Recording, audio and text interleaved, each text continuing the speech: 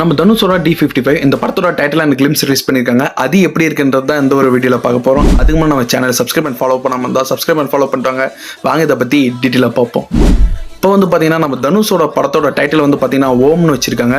இதை பார்த்தீங்கன்னா ஒரு கர்நாடகா படத்தில் நம்ம உபேந்திராவோட டைரக்ஷனில் சிவராஜ்குமார் நடிச்சிருப்பாரு. அது டைட்டில் தான் பார்த்தீங்கன்னா இந்த தனுஷ் 55 இந்த ஒரு படத்துக்குமே வச்சிருக்காங்க. அண்ட் கிளிம்ஸ் அவ்வளோ சூப்பராகவே இருக்குது. ஃபர்ஸ்ட் லுக்கும் இம்ப்ரெசிவாகவே இருக்குன்னு தான் சொல்லணும். என்னடா கிளிம்ஸை பார்த்தோன்னே நம்மளுக்கு புஷ்பா ஞாபகம் வருதுன்ற மாதிரி தான் இருந்தது. எனிவே எப்படி இருந்தாலே பார்த்தீங்கன்னா புஷ்பா மாதிரி இருந்தாலுமே கொஞ்சம் இம்ப்ரெசிவான ஒரு கிளிம்ஸ் அதாவது ரெடி பண்ணி கொடுத்துருக்காரு இந்த படத்தோட டைரக்டரான ராஜ்குமார் பெரியசாமி. அண்ட் முக்கியமாக ஒருத்தரை சொல்லி ஆகணும், நம்ம இசை அபிகர் அதாவது சாய் அபிகர் தான் அந்த மாதிரி இங்கே டைட்டில் கொடுத்துருக்காங்க.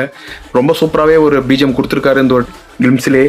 அண்ட் இந்த ஒரு படத்தில் பார்த்தீங்கன்னா நம்ம தனுஷோட சன்னான யாத்ரா இந்த ஒரு படத்தில் நடிக்கிறாங்கன்றது இந்த ஒரு கிளிம்ஸ் பார்க்கும்போதே தெரியுது. ஒரு சீனில் பர்டிகுலராக அவர் காட்டுறாங்க.